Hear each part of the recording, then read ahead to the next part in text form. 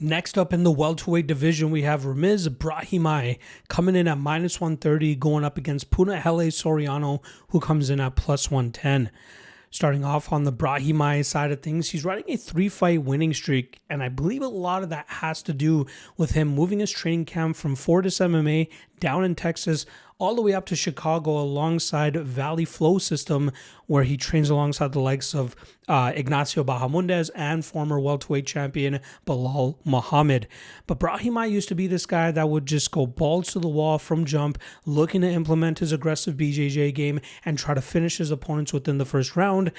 Now he's being a little bit more calculated. He doesn't just empty his gas tank right off jump, but he looks to actually implement his striking and then from there either pull out poor takedown attempts like we saw from Billy Ray Goff, or just wear his opponents down with his own takedown defense, and then really just battering his opponents and opening up submissions like he did against Austin Vanderford.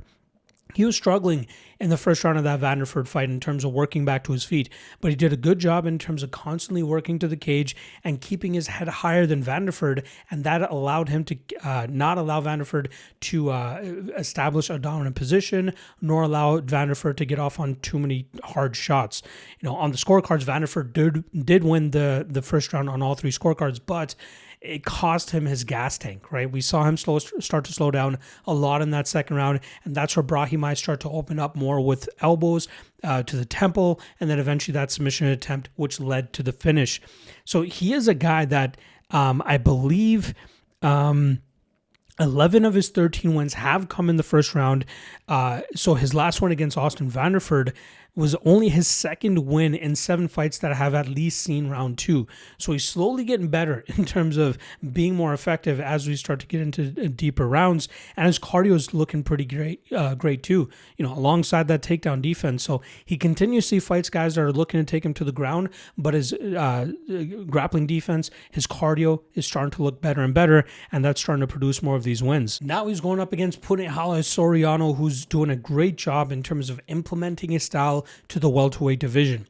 This is a very tough cut for him to make, which is why we don't see him fighting as often as he normally does. But when he is, he's been nothing but perfect. He's now 3-0 since moving down to 170, finishing Earl Schmedich in the first round, and then grinding out both Miguel Baeza and Nikolai Veretennikov.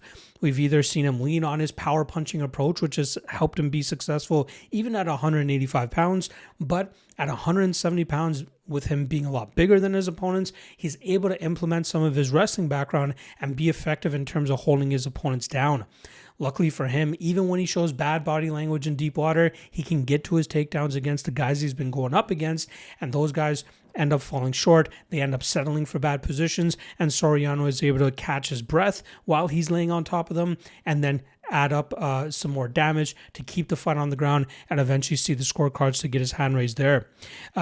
He's a fun fighter when he lets his hands go. He's not the most aggressive wrestler in terms of landing ground and pound and trying to get opponents out of there.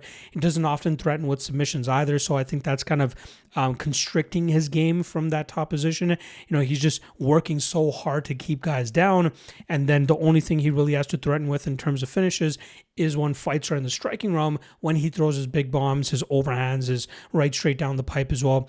That's where he is most dangerous in terms of actually finishing his opposition.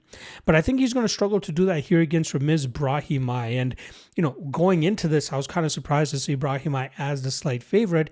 But when you think about it more and more, and you watch both of their fights, I think Brahimaj has good grappling defense, or at least good enough grappling defense to make Soriano continuously work to keep him down.